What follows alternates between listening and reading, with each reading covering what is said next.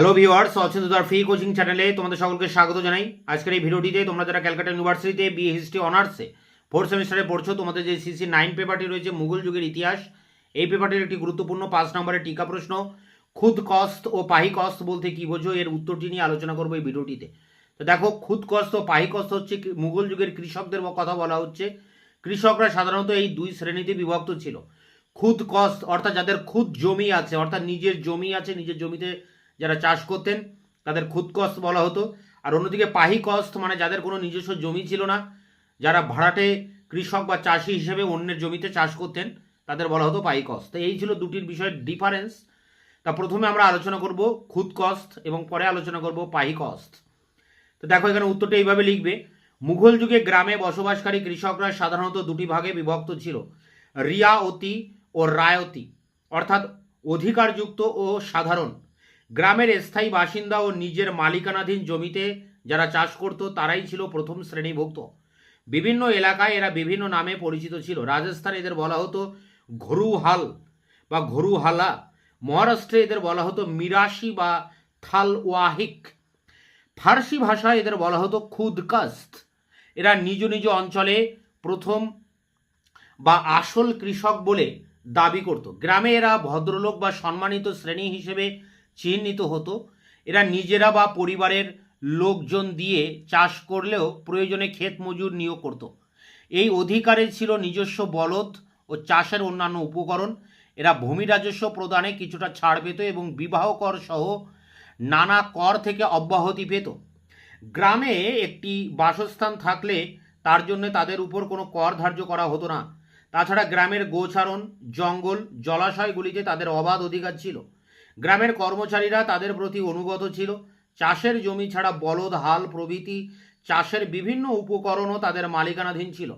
এরা ইচ্ছা করলে জমি হস্তান্তর বা বিক্রি করতে পারত এবং এর জন্য রাষ্ট্রের কোনো অনুমতি বা সম্পত্তির প্রয়োজন হতো না। কিন্তু কদাচিৎ এরকমটি ঘটত।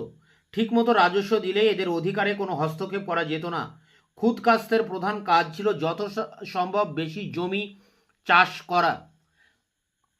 ব্রিটিশ আমলাদের মতে খুদ কস্তের অধিকার কেবল অর্থনৈতিক সুবিধা সূচিত করে না, এটা সামাজিক মর্যাদাও দান করে। খুদ কাস্ত ছাড়াও অন্যান্য সুবিধাভোগী কৃষকদের মধ্যে পড়ত রাজস্থান ও দেশের অন্যান্য অঞ্চলের ব্রাহ্মণ, রাজপুত ও অন্যান্য উচ্চবর্ণের কৃষকরা।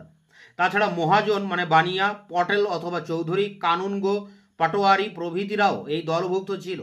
তারা ক্ষেত মজুরদের দিয়ে চাষ করাতো। নেক্সট প্যারা, এই প্যারাতে আমরা আলোচনা করব পাহি কস্ত। কৃষক শ্রেণীর দ্বিতীয় স্তরে যারা ছিল তাদের বলা হতো পাহি বা পাহি কাস্ত। এদের অনেক সময় উপরিও বলা হতো। এক কথায় এরা ছিল বহিরাগত কৃষক।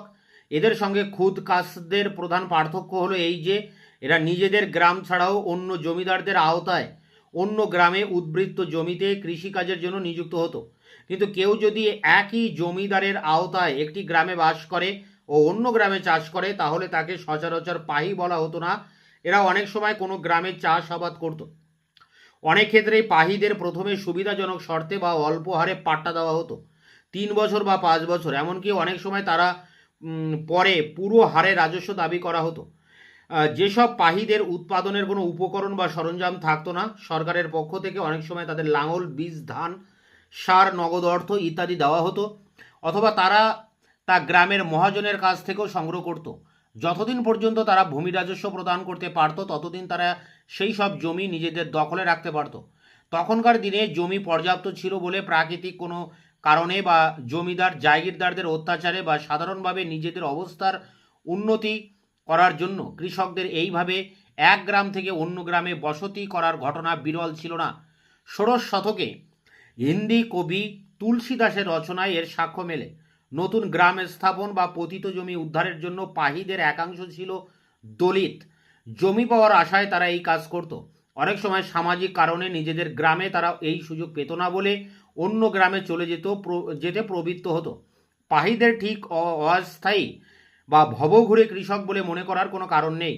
তারা যে গ্রামে চাষ করত বা বসতি স্থাপন করত, 2-1 প্রজন্ম পরে তারা সেখানে স্থায়ী বা খুদকাস্ত হিসেবে স্বীকৃত হতো। মুঘল আমলে খুদকাস্ত ও পাহিদের আনুপাতিক হার কত ছিল তা জানা যায় না, তবে অনুমান করা যায় যে পাহিদের সংখ্যা কম ছিল। অবশ্য অঞ্চল ভেদে এর তারতম্য হওয়া অস্বাভাবিক ছিল না। তো এই ছিল খুদকস্ত এবং পাইকস্ত কৃষকদের উপরে যে 5 নম্বরের টিকা প্রশ্ন উত্তর তোমাদের সামনে আলোচনা করলাম। তোমরা এটি সংগ্রহ করে পরীক্ষার জন্য প্রস্তুতি নাও। তোমাদের এই পেপারটির অধিকাংশ প্রশ্নের উত্তর আমার চ্যানেলে আপলোড করা আছে, তার লিঙ্ক দেওয়া থাকবে ভিডিও ডেসক্রিপশন বক্সে। এছাড়া যে 2-1টি প্রশ্ন উত্তর বাগানো বাকি আছে, খুব দ্রুত তার অ্যান্সার তোমাদের সামনে এনে হাজির করবো। ততক্ষণে তোমরা চ্যানেলকে সাবস্ক্রাইব করে রাখবে, বন্ধুদের কাছে শেয়ার করবে, নিজেদের মতামত জানাবে কমেন্ট সেকশনে, এবং ভিডিওটি ভালো লাগলে অবশ্যই একটা লাইক দেবে।